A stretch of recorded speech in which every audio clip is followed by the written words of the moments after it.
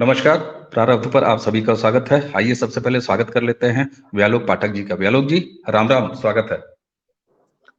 प्रारब्ध के सभी दर्शकों श्रोताओं को नमस्ते। जय सिया राम। जय सिया राम। दर्शकों, कल केरल के मल्लापुर, वहां पर हमास के समर्थन में एक रैली होती है। और हमास के समर्थन में रैली सिर्फ एक रैली नहीं होती है, बल्कि बाकायदा उसको हमास का एक लीडर खालिद मशाल वो वर्चुअली संबोधित करता है। चलिए, इतना हो गया, लेकिन इसके आगे क्या होता है? वहां पर बुलडोजर हिंदुत्व और रंगभेदी यहूदीवाद को कुचल देने, उखाड़ फेंकने, मिटा देने, नाश कर देने के नारे लगते हैं। भीड़ चीखती है, खुशी से चिल्लाती है, नारे लगाती है। ये कल हुआ। लेकिन आज जब हम आपसे बात कर रहे हैं, तो समाचार अगर आपने नहीं सुना हो तो अब जाकर इस वीडियो के बाद सुन लीजिएगा, या इसी को खबर मान के सुन लीजिए कि उसी केरल के धरती पर, जिसे ईश्वर की धरती, गॉड्स ओन कंट्री कहा जाता है, वहां पर बाकायदे बम धमाका हो चुका है। अब से कुछ घंटे पहले केरल में बम धमाका हुआ, कोच्चि के पास एर्नाकुलम में। और वो धमाका एक ईसाई कन्वेंशन सेंटर पे हुआ। आज संडे है, इतवार है, वहां प्रार्थना सभा थी। और वो इलाका केवल ईसाइयों का नहीं, बल्कि वहां पर अच्छे खासे यहूदियों के भी मौजूद रहने की सूचना है। अभी तक आधिकारिक रूप से 2 मौतों की बात कही जा रही है, 35 से ज्यादा घायल हैं। एनआईए और बाकी सेंट्रल टीमें वहां पहुंच चुकी हैं। लेकिन कल रैली, आज धमाका। तो क्या ये हमास का आगमन है भारत की धरती पर? क्या हमास ने भारत में दस्तक दे दिया है, और न सिर्फ अपने समर्थन और समर्थकों के रूप में, बल्कि अपनी कारगुजारी यानी पहली कार्रवाई के तौर पर? व्यालोक जी, क्या कहा जाएगा? जान कोई भी जाए वह तो दुखद है, और किसी भी तरीके से जाए, लेकिन इसी के साथ ये भी कहने की इच्छा हो रही है कि ये तय था। बहुत वर्षों से हमारा भारतवर्ष इस तरह की खबरों से दूर था। जैसे पिछले 10 साल से हम लोग घर में कम से कम सुरक्षित महसूस कर रहे थे, बाहर की बात छोड़ दें तो भी।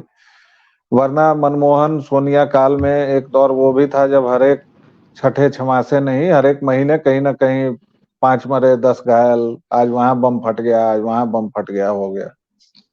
अभी की जो घटना है उसको एक व्यापक संदर्भ में देखिए, और उसको 3-4 डॉट्स मैं दे रहा हूं दर्शकों श्रोताओं को उसको मिलाने के लिए। यूएन में एक रेजोल्यूशन आता है जिसमें इजराइल से तुरंत संघर्ष विराम की बात कही जाती है। भारत उसमें एक संशोधन का प्रस्ताव लाता है, उसका समर्थन करता है। प्रस्ताव में संशोधन यह होता है कि ठीक है, वहां तुरंत संघर्ष विराम होना चाहिए, लेकिन हमास ने 7 अक्टूबर को जो हमला किया था जिसमें निर्दोष इजरायलियों को मारा था, उसकी निंदा होनी चाहिए। और आपको यह जानकर कोई हैरानी नहीं होनी चाहिए कि इस संशोधन का कोई संज्ञान नहीं लिया गया, इस संशोधन को नहीं स्वीकारा गया, और भारत ने तब उस प्रस्ताव से एब्सटेन रहने का फैसला किया। और वैसे भी वो यूएन का प्रस्ताव जो था, 2 तरह के प्रस्ताव होते हैं, बाइंडिंग और नॉन बाइंडिंग।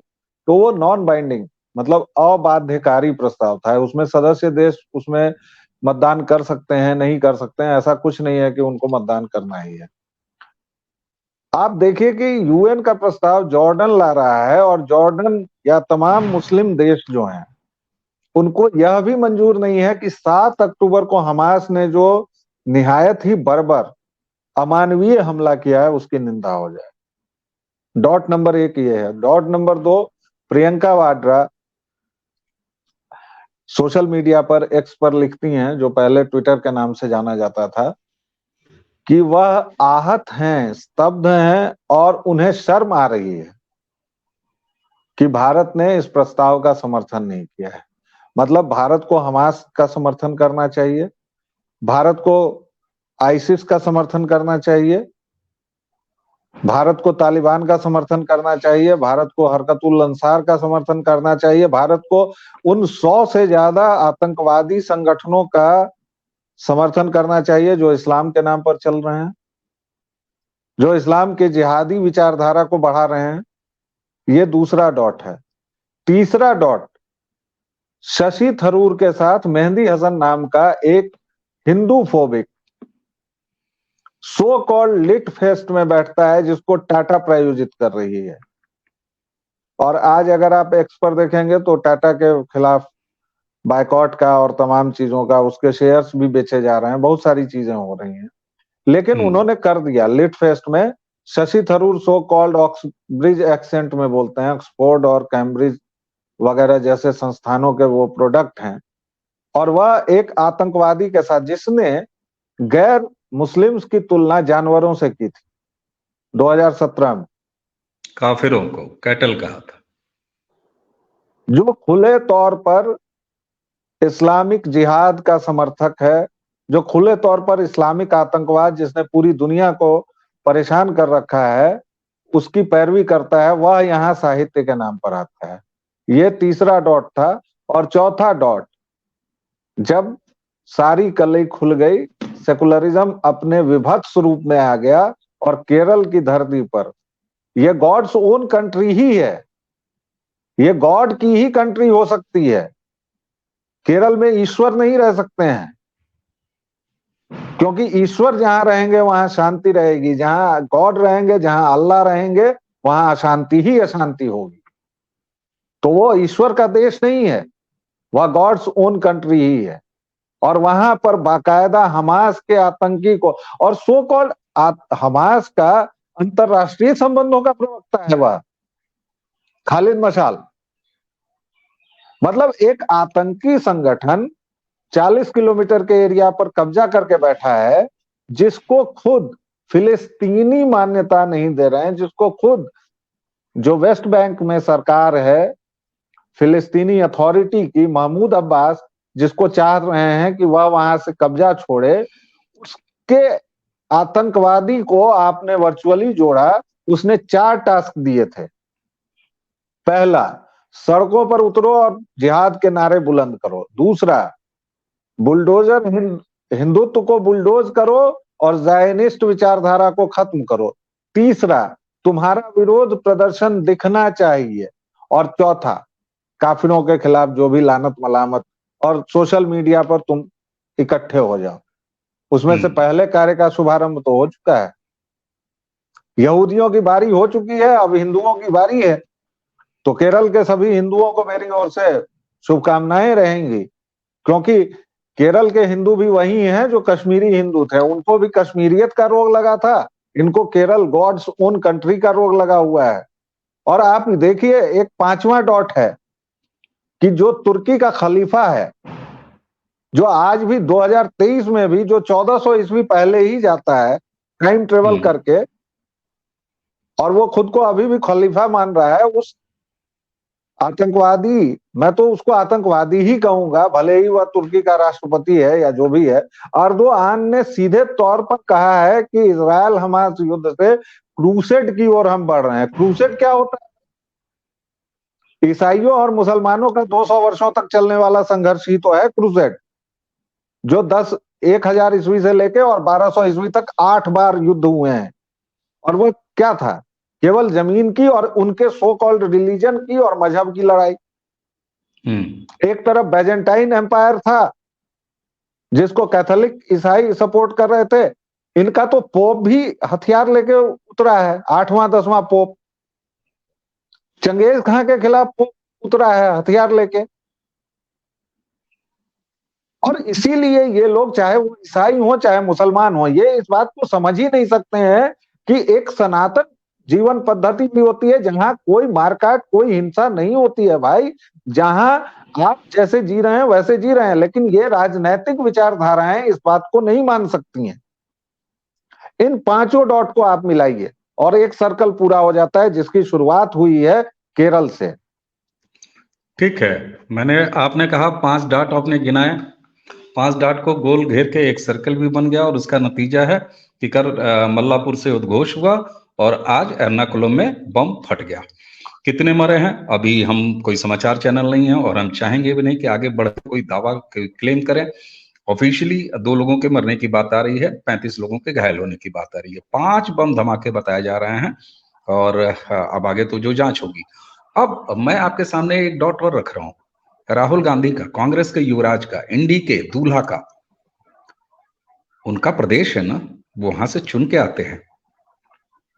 क्या राहुल गांधी केरल में शुरू हुई इस हमास एक्टिविटी, कल की रैली और आज के बम धमाकों का श्रेय लेना चाहेंगे? और अगर श्रेय न लेना चाहें तो क्या उनके ऊपर ये जिम्मेदारी नहीं थोपी जा सकती और नहीं डाली जानी चाहिए?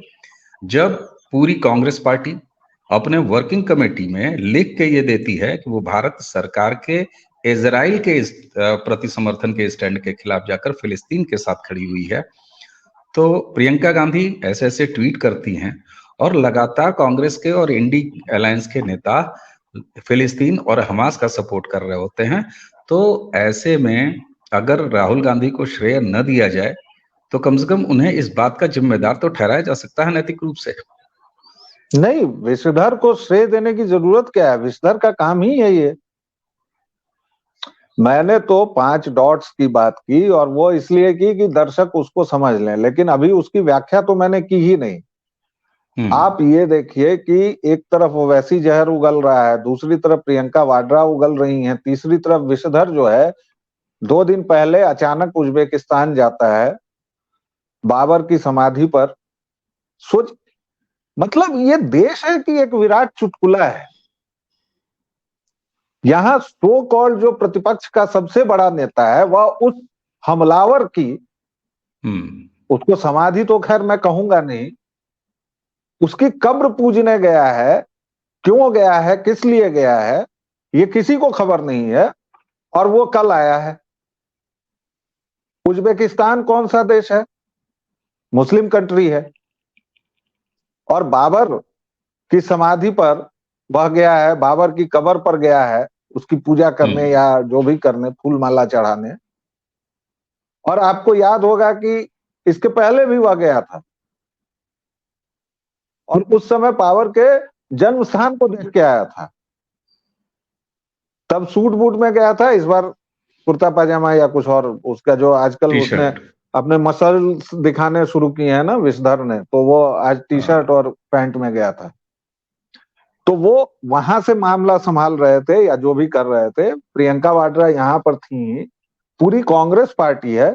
मतलब इन लोगों को शर्म नहीं आती है लिखते हुए कि वी आर अशेम्ड।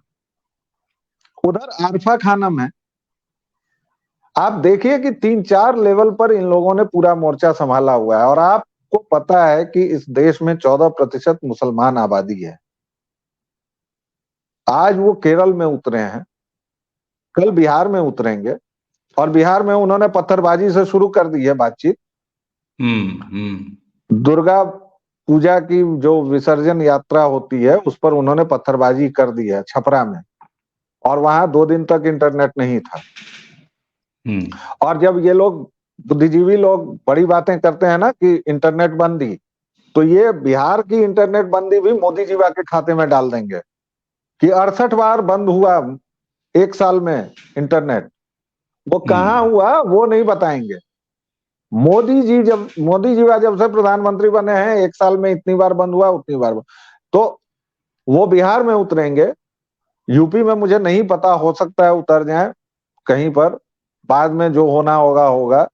असम में मुझे नहीं पता उतरेंगे कि नहीं उतरेंगे, लेकिन जहां जहां भी उनको मौका मिलेगा वो उतरेंगे, पत्थरबाजी करेंगे। और दिक्कत की बात यह है कि अभी तक हम लोगों में किसी में भी ये हिम्मत नहीं आई है कि हम कहें, जिस तरह एर्दोआन कह रहा है क्रूसेड की बात, इसका सीधा सा मतलब है कि उसने इस्लाम, ईसाइयों, अभी यहूदी पर है मामला, उसके बाद वो ईसाइयों पर उतरेगा, क्योंकि क्रूसेड इन्हीं के बीच था। अब उसका कुछ मूर्ख हिंदू और तमाम जो ये चौराहे वाले मीडिया हाउस हैं, एक नोएडा वाले, वो धर्म युद्ध उसका रूपांतरण कर रहे हैं। धर्म युद्ध जैसी तो कोई चीज होती ही नहीं है। धर्म युद्ध क्या होता है भाई? युद्ध होता है और क्रूसेड को आप धर्म युद्ध नहीं कह सकते हैं, जिहाद को आप धर्म युद्ध नहीं कह सकते हैं। जबरदस्ती की बातें ये सब जो सिखाई जाती हैं कि जिहाद अपने खिलाफ होता है, मन के जो लोभ मोह काम होते हैं शुद्धिकरण के लिए होता है, ये सब बकवास बातें हैं। आज तक तो ऐसा अगर जिहाद कहीं उसके दिखा लिए नहीं होता है तो फिर ये आयत कहां से उतर गई है कि जब हराम के महीने बीत जाए तो मुशरिकों को देखो और जहां पाओ उन्हें उनका कत्ल करो। माले गनीमत क्या होता है, वाजिबुल कत्ल क्या होता है। और इतना सब कुछ होने के बावजूद हर एक हमारे जो सो कॉल्ड विचारक आते हैं, जो तथाकथित नेता प्रबुद्ध लोग होते हैं, वो ये कहते हैं कि इस्लाम का आतंक से कोई लेना देना नहीं है। तो फिर लेना देना किसका है सर? मुझे बता दीजिए किसका लेना देना है। मतलब बुद्धिज्म का लेना देना है, जैनिज्म का लेना देना है, हिंदुइज्म को तो खैर आपने फांसीवाद और क्या क्या बता ही दिया है, तो चलिए उसको हटा देता हूं मैं। किसका लेना देना है? 100 तरह के संगठन हैं। नाइजीरिया का बोको हराम कहता है कि मैं इस्लामिक हूं। आपके कह देने से क्या होगा साहब? सऊदी अरब से लेके और तमाम जगहों पर जो आईसिस पूरे इराक, सीरिया, ईरान सब जगह जो सक्रिय है, हिजबुल्लाह पूरी सरकार चला रहा है लेबनान में। अरे साहब, कतर जैसा एक पूरा देश जो पैसे से मालामाल है, वो कोई ही शायद ऐसा इस्लामिक आतंकवादी संगठन होगा जिसको माल न देता हो, जिसको रुपया न देता हो, जिसकी फंडिंग न करता हो। और तो कतर हर एक चीज में हाथ लगाए हुए है। जब तालिबान को पूरे दुनिया ने नकारा हुआ था, तब 2018 में दोहा में उसका झंडा फहराता था। तालिबान के बच्चाबाज मौलवी जाते थे वहां अपनी बेगमों को शॉपिंग करवाने। और आप कह रहे हैं कि इस्लाम का आतंक से लेना, भाई उसी का लेना देना, उसको करो, उसको स्वीकारो पहले, और तब ये कहो कि भैया अब हमें माफ करो, अब इसमें सुधार की बात करो। और ये बात चाहे हिंदू हो, चाहे मुसलमान हो, चाहे ईसाई हो, चाहे जैन हो, जो भी अब्राहमिक रिलीजन है, वो आतंक फैलाएगा ही। आप जब ही ये कहते हैं कि मेरा रास्ता एकमात्र सही रास्ता, आप दिन में 5 बार जब अजान से यही बात कहते हैं, तो इसका सीधा सा मतलब ये है कि आप दूसरों को कहते हैं। और ये जो जितने तरह के जिहाद चल रहे हैं, आप दूसरों को, आप जामिया में जाइए, ये बात कोई स्वीकारता नहीं है, कोई नहीं कहता है। वहां जामिया के जितने हिंदू हैं, क्या उनको कन्वर्जन का लालच नहीं दिया जाता है? मेरी आंखों देखी है। आप अलीगढ़ मुस्लिम यूनिवर्सिटी चले जाइए, वहां पर क्या होता है आप देख लीजिए। और ये उनका मजहब है, उनकी गलती नहीं है, वो कहीं कुछ गलत नहीं कर रहे हैं भाई। उनको जो सिखाया गया है, जो पढ़ाया गया है, वही कर रहे हैं। कतर क्या गलत कर रहा है अगर वो 8 लोगों को फांसी दे रहा है? तो बात सिर्फ इतना समझने की है कि आपको रोग की जड़ पर, उसके जो मूल है उस पर उंगली रखनी है और इस्लाम पर बात करनी होगी। आपको कहना होगा कि आप इसमें सुधार लाइए। ऐसा कुछ नहीं होता है। जब आपने ये कह दिया कि ये अंतिम सत्य है, अब इस पर बात ही नहीं होगी, तो आप हिंसा करेंगे। ठीक बात है। आप जब अकोमोडेशन देंगे ही नहीं तो आप हिंसक होंगे ही। तो इसलिए ये पूरी दुनिया का दायित्व है। भाई ईसाइयों ने भी तो किया है अपने में सुधार। ईसाइयों ने भी विच के नाम पर कितने लोगों को जलाया। जो सो कॉल्ड जेवियर है, संत कहते हैं लोग उसको, उसने गोवा में कितने कुकर्म किए हैं। लेकिन ईसाइयों में धाराएं वही, प्रोटेस्टेंट हुए और क्या क्या सब हुआ। उसके बाद अब वो छुप के आते हैं। 4 बोरी चावल, 2 बोरी चावल इसके बदले, या हालेलुया कहते हुए अचानक उनको दौरा पड़ता है, क्या क्या होता है। ये सब चलता रहेगा। लेकिन आप तो सीधे आतंक के समर्थन में है। आप आतंक के समर्थन में नहीं है तो हमास के साथ क्यों खड़े हैं साहब? हमास के साथ जो खड़ा है, कल को आप कहेंगे कि आईसिस को इसलिए पैदा किया गया क्योंकि अमेरिका ने इराक पर हमला किया। तर्क तो इसका भी हो सकता है। तालिब का तो अर्थ ही होता है स्टूडेंट, तालिबान, और वो क्या कर रहे हैं आप देखिए। ठीक बात है। बुद्ध की अच्छा, मूर्तियां ढहाने से लेके और सड़क पर कूड़े बरसाने तक। अच्छा व्यालोक जी, यहाँ चूंकि शुरुआत केरल में हुई है और कल केरल में जब रैली हुई तो खबर ये भी है कि इससे पहले केंद्र सरकार की एजेंसियों ने केरल गवर्नमेंट को साफ तौर से ये एडवाइजरी और ये इन्फॉर्मेशन दिया था, ये वार्निंग दिया था कि संडे को, यानी आज के ही दिन की वो बात कर रही थी एजेंसियां, इनपुट है प्रॉपर, लेकिन स्टेट गवर्नमेंट ने, केरल स्टेट गवर्नमेंट ने कोई संज्ञान नहीं लिया। अच्छा, एक होता है ना कि किसी भी क्राइम में जो पुलिसिया जांच होती है तो मोडस ऑपरेंडी देखा जाता है कि क्या तौर तरीका रहा है। आप देखिए जरा, कल रैली होती है कहाँ? केरल में। आज धमाका होता है कहाँ? केरल में। केरल में सरकार किसकी है? कम्युनिस्टों की। साथ में कौन है? कांग्रेस। इंडी अलायंस पूरी तरह मौजूद है, मुस्लिम लीग वहां पाई जा रही है। तो होता है ना कि कोई पकवान बनाने के लिए आपके पास जितने सामग्रियों की आवश्यकता है वो सारा का सारा एक जगह मौजूद हो तो क्या अच्छी खीर बनेगी आपकी और क्या खूबसूरत दावत होगी।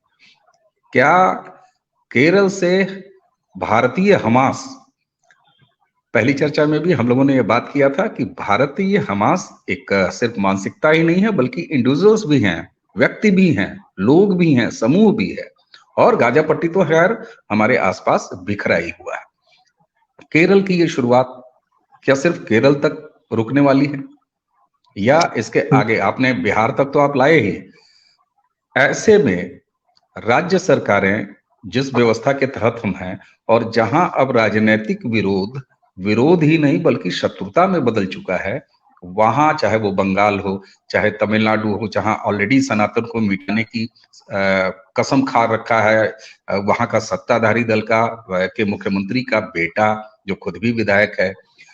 आप देखिए तो बगल में तेलंगाना है, कर्नाटका में कांग्रेस की सरकार है, जो चुनाव वाले राज्य हैं, मध्य प्रदेश हो चाहे राजस्थान हो, यहाँ तो इसके किस तरीके से आगे बढ़ने के खतरे आप देख रहे हैं? क्योंकि आज भी फिलिस्तीन और मैं फिलिस्तीन के साथ मैं फिलिस्तीन का नाम इसलिए लेता हूं कि ये जो चतुराई है ना गिरोहों की कि हमास को अलग कर दो, फिलिस्तीन को, मैं इससे इत्तेफाक नहीं रखता। जो हमास है वही फिलिस्तीन है, जो फिलिस्तीन है वही हमास है। तो फिलिस्तीन इसराइल के बीच चल रहे जो कुछ भी जंग है वो अभी लंबा चल रहा है, ये साफ दिखाई दे रहा है। ऐसे में ये जो बोहनी हुई है केरल में भारत में हमासियों द्वारा, ये कितनी तेज आगे और फैल सकती है और इसको लेके क्या चिंताएं हैं आपकी? देखिए, आपने मसाला जोड़ने की जो बात कही ना, उसमें एक सबसे जो महत्वपूर्ण इंग्रेडिएंट था वो आप शायद भूल गए। केरल में आईसिस का बेस बन चुका है बाकायदा, बिल्कुल बिल्कुल, और जिस पर एक फिल्म भी बनी और बहुत रिसर्च, थॉरो रिसर्च के बाद बनाई गई फिल्म थी, उसमें बाकायदा उल्लेख भी था। लेकिन इन लोगों ने इतना दबाव बनाया कि वो 10,000 बनाम 3, और अंत में फिल्म निर्माता को चूंकि बहुत सारी चीजें देखनी होती हैं, बहुत सारा पैसा, बहुत सारा श्रम लगा रहता है, तो फिल्म निर्माता ने एक ये किया। और जैसे इन्होंने कश्मीर फाइल्स को डुबोया था कि ये प्रोपेगेंडा फिल्म है, वैसे ही इन्होंने केरल स्टोरी को भी किया। लेकिन केरल स्टोरी बिल्कुल सच्चाई पर आधारित फिल्म थी और वहां आईसिस का बेस है। केरल से बहुत सारे लोग जाते हैं अरब कंट्रीज में काम करने, और अरब देशों में जाकर वो रेडिकलाइज्ड ही होते हैं। और रेडिकलाइज्ड होना भी, मुझे एक शब्द ये भी समझ में नहीं आता है, क्योंकि ये भी नहीं किसी समझ में आता। मुसलमान को आप क्या रेडिकल बनाएंगे, वो ऑलरेडी रेडिकल है ही। जो भी अब्राहमिक रिलीजन वाला है वो ऑलरेडी रेडिकल। अगर आप किसी सनातनी को कहें कि रेडिकलाइज हो गया तो मुझे समझ में आता है। कोई भी अब्राहमिक रिलीजन वाला तो ऑलरेडी रेडिकल है, क्योंकि उसके लिए तो सत्य उसने पा लिया है। आप देखिए ना, मुसलमानों को कोई भी, उसमें फ्री विल नाम की चीज ही नहीं होती है। उसमें जो कुछ भी, चाहे उनका बड़े से बड़ा आदमी या छोटे से छोटा आदमी हो, पंचर बनाने वाले से लेके अजगर वजाहत तक या शाहरुख खान तक, इंशाल्लाह फ्रॉम द विल ऑफ अल्लाह। ठीक है, तुम मानो यार, उससे दिक्कत नहीं है, लेकिन एक फ्री विल की बात होती है, वो नहीं है। तो वो इंग्रेडिएंट आप भूल रहे हैं। अब वो इंग्रेडिएंट के बदले तेलंगाना की बात करें तो वहां वो सारा मौजूद है, बस आईसिस वाला थोड़ा कमजोर है। तमिलनाडु में थोड़ी मुझे आशंका इसलिए है क्योंकि वहां का मुख्यमंत्री ईसाई है, और जिसने सनातन को मिटाने की बात भी कही, और ये हमला चूंकि ईसाइयों को ज्यादा नुकसान पहुंचाने के लिए हुआ है, तो हो सकता है कि क्रूसेड का एक चैप्टर वहां खुले, लेकिन हाँ, वहां सनातनियों पर सीधे हमले नहीं होंगे, या होंगे तो लेकिन बाद में होंगे। कर्नाटक में वही स्थिति है, क्योंकि कर्नाटक में सनातनी काफी संख्या में है, तो हो सकता है कि वहां पर हमला हो। कुल मिलाकर यह बात फैलेगी जरूर, क्योंकि इस देश में बंगाल पे जरूर बंगाल का तो कहना ही क्या, क्योंकि बंगाल एक तो बांग्लादेश की सीमा से लगा हुआ है, वहां तो बांग्लादेशी इतनी ज्यादा घुसपैठ हो चुकी है, और बंगाल में कुल मिला के प्रशासन की तरफ से खुली छूट होगी इन लोगों को, तो वो तो सामान्य दिनों में भी घर घर में फैक्ट्री है, बम फैक्ट्री है। कभी आप सुनते होंगे कि मुर्शिदाबाद में एक वैज्ञानिक बम बनाते हुए उड़ गए, लाखों प्यारे हो गए, कभी कहीं कोई कुछ हो गया, कभी 4 लोग घायल हो जाते हैं, तो वहां बहुत खतरा है। बिहार में भी बहुत खतरा है, क्योंकि नीतीश कुमार पूरी तरह से बेहोशी में है, और अभी जिस तरह से हर एक दुर्गा पूजा या रामनवमी या इसके बाद पत्थरबाजी हो रही है और हंगामा हो रहा है, हंगामा क्या मतलब हिंदुओं को जिस तरह धकेला जा रहा है पीछे, तो मुझे लगता है कि बिहार में ही उर्वर जमीन है। इससे बच सकता है असम और उत्तर प्रदेश, क्योंकि वहां के जो मुख्यमंत्री हैं, इन दोनों ने वहां अच्छा खासा इंतजाम किया हुआ है। तो केंद्र सरकार के पास बहुत बड़ी और विकट समस्या आने वाली है, और केंद्र को अपनी सारी एजेंसियों को लगाना चाहिए, और केंद्र को कई जगहों पर, और केंद्र को एडवाइजरी ही जारी नहीं करनी चाहिए, केंद्र को कई जगहों पर बहुत सारे और भी काम करने पड़ेंगे।